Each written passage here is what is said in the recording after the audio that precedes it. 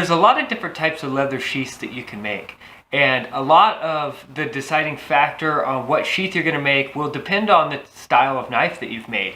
If you've made a knife, like a Bowie knife with a big guard on it, you're going to have to make a sheath where the guard stops at the top of the sheath, like this.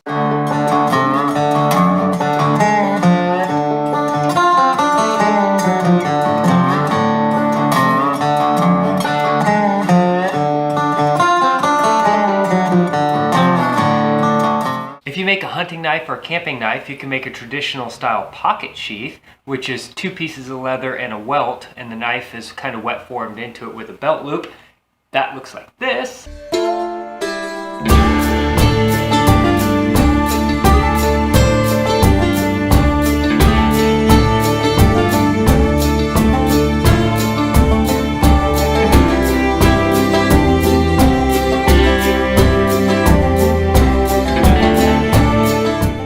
Or you can get real fancy and build a holster style sheath, which is a pocket sheath that has a second piece that it fits into for the belt loop, so that, say you jump into a car, you've got the belt loop, you can pull the holster out of the belt loop and not have to take it off your belt. That looks like this.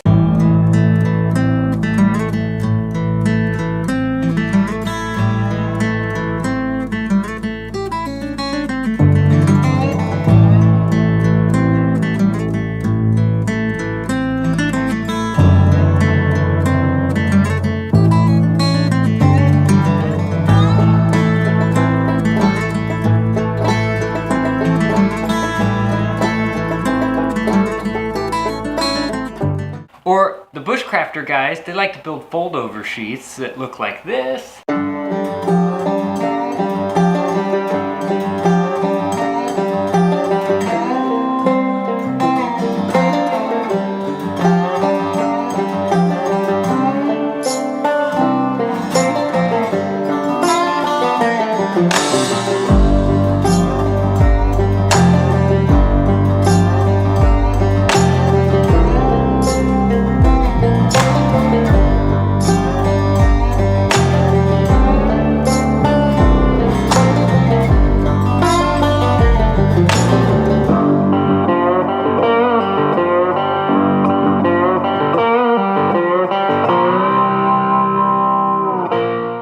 Or you can get super fancy and do any type of sheath that you want and do inlay work like this.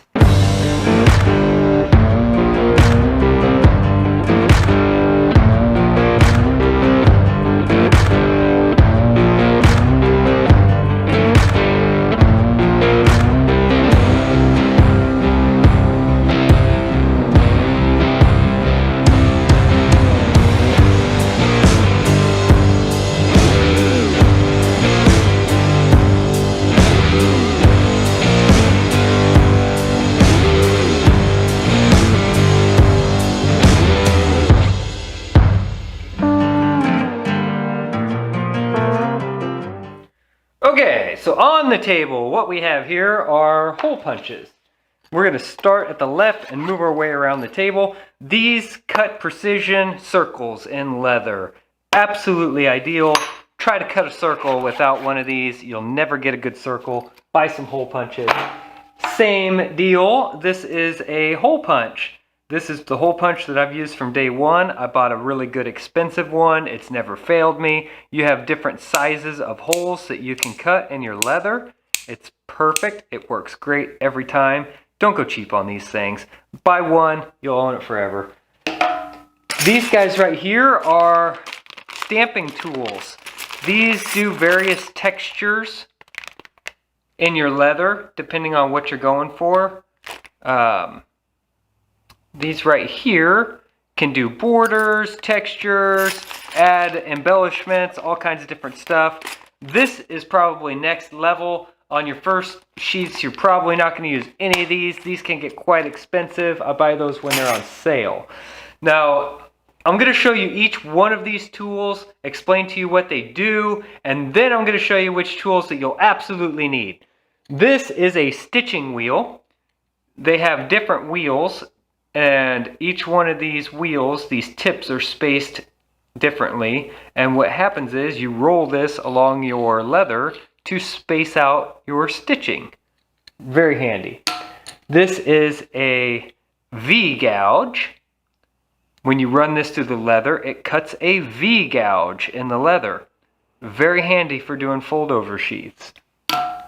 These two tools right here are stitch groovers. They cut a groove in the leather that you can do at an even space from the edge of your leather for the stitching to lay into. And this one right here, I have a tool in there that creases the leather rather than cuts a groove. This one I don't use very often. I found this tool kind of hops my edge and I end up screwing up my leather piece quite often with this tool. In fact, this has cost me more leather than any other tool in my shop. But this one, the cheap one, works absolutely fantastic.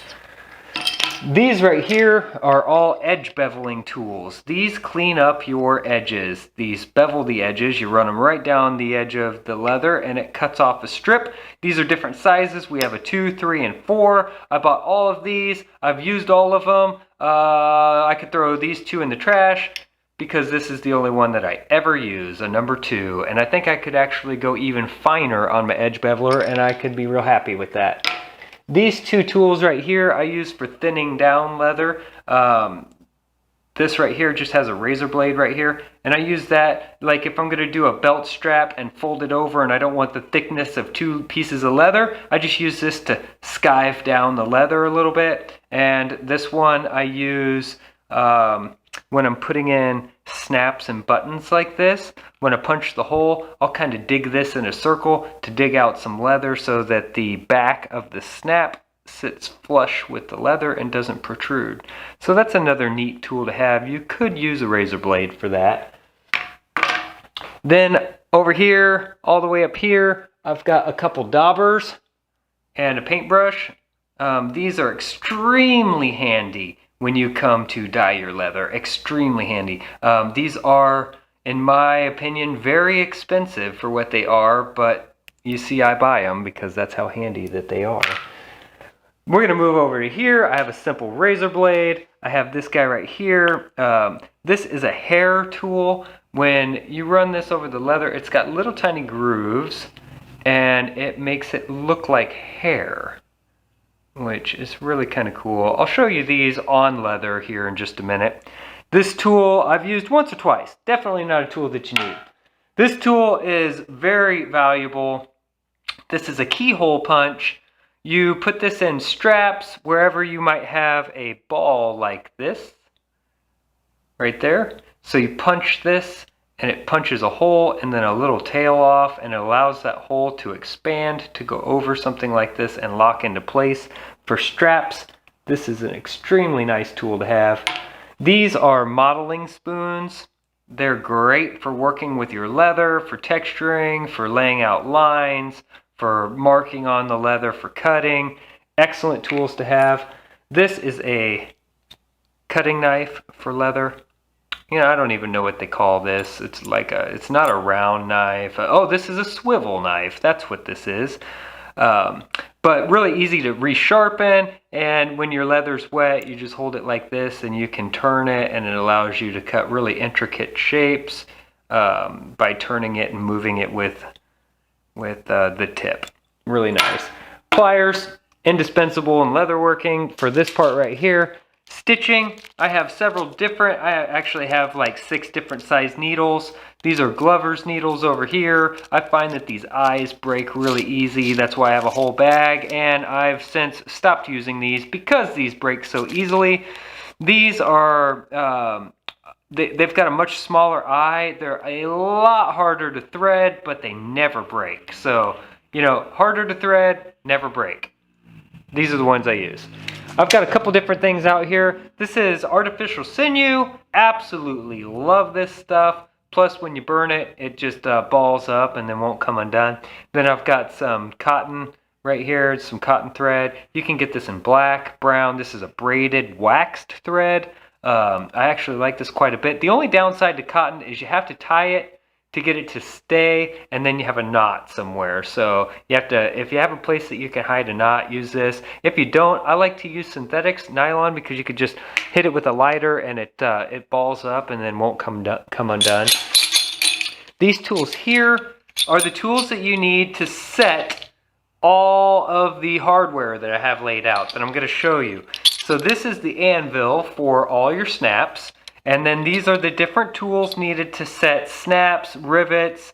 I've got a couple homemade tools here for setting copper rivets and burrs, but you'll need one of these full sets to do pretty much all of the work setting these guys down here. Now, let's talk hardware. We have eyelets right here. These right here are eyelets. You have a setter for this. You punch a hole, you put this through, and you roll the back over so that both sides look like this. These are really handy, super cool, especially if you want to put like a lanyard strap or something like that through your sheath. Leather, Kydex, you're definitely going to use these. We've got snaps laying on the table next. They come in all different shapes and sizes, different colors. You know, it really just depends on what you're going for. I personally like these antiqued ones the best. I like this one, and I've got these nickel or antique nickel ones are really nice. A little too shiny for me.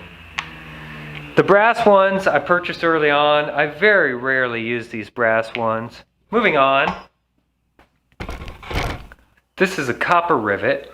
These are my absolute favorite. This is probably the strongest way to hold material together.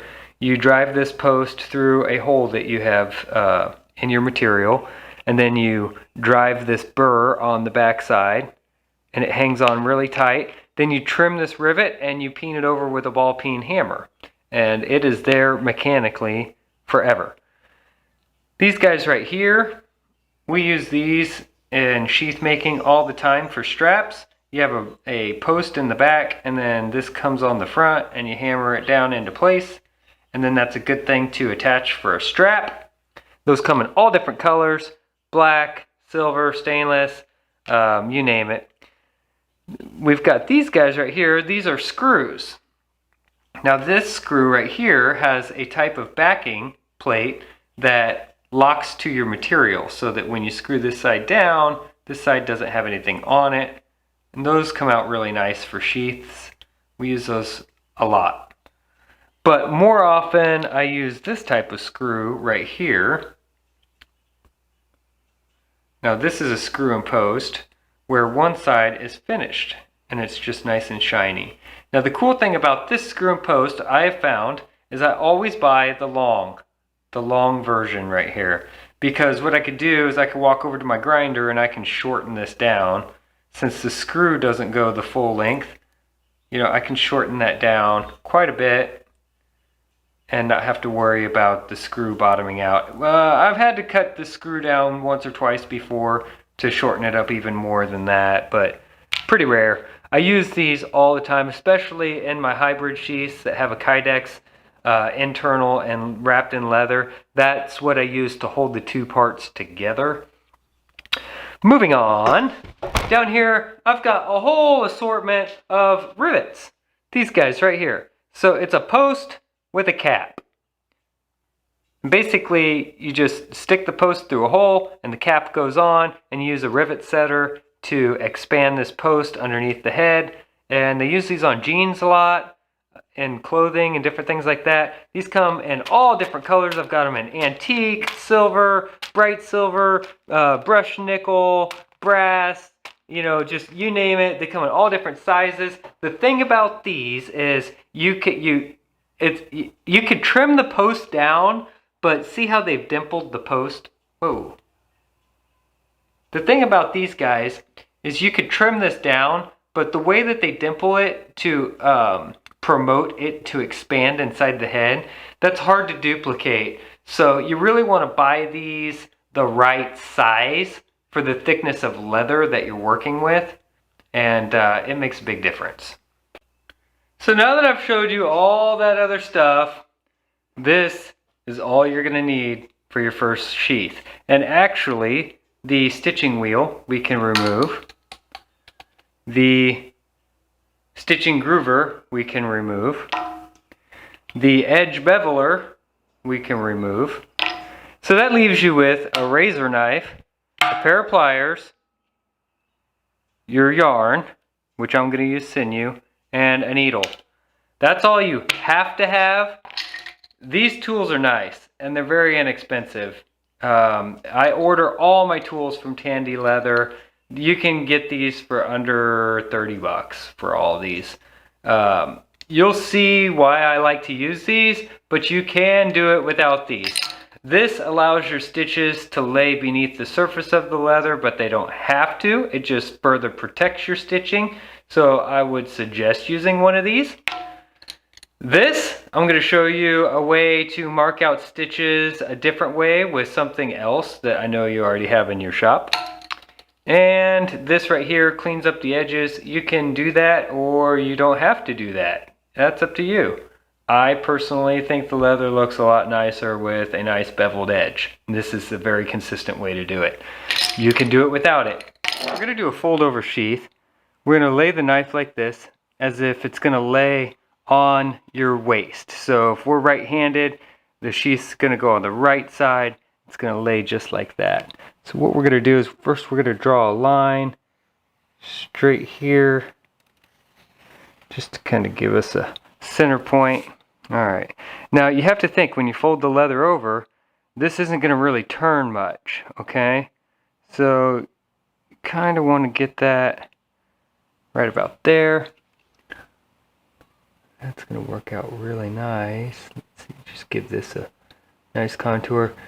You're not going to want to go too small in this area here, or else you will end up with not enough room to sew in your welt, the center piece of leather that we're going to have to put in there.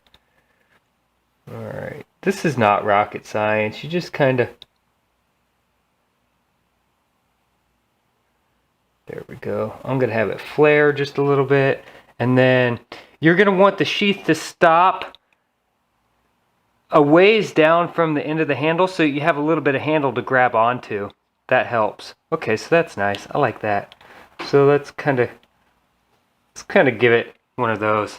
I like that. That's it right there. So easy as pie. All we're going to do is fold this over and cut it out. That's going to be our sheath. Just like that. So we folded it over.